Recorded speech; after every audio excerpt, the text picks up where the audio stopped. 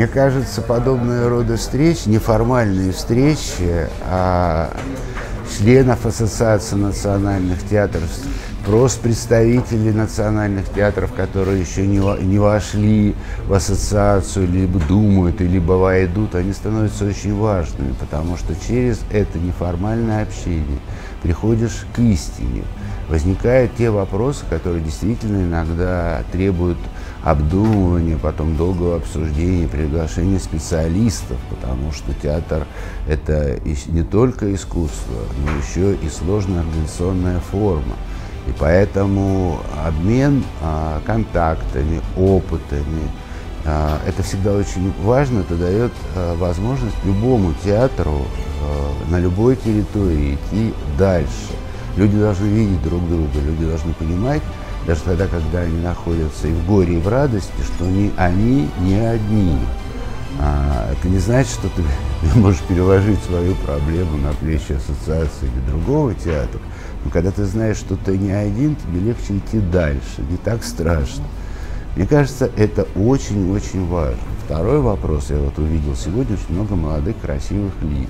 Вот все, что делает ассоциация, театр, вообще смысл искусства и культуры, это иногда для того, чтобы что-то оставить будущему, дать возможность.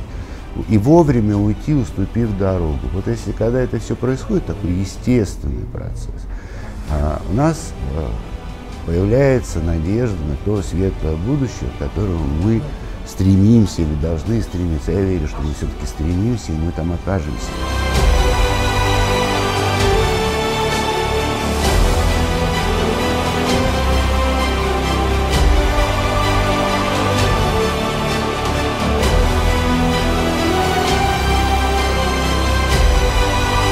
Ассоциации национальных театров созданы буквально года 2-3 назад. Центр, который располагается в Александринском театре в Санкт-Петербурге, который возглавляет Валерий Владимирович Фокин. Конечно же, речь идет об обмене опытом.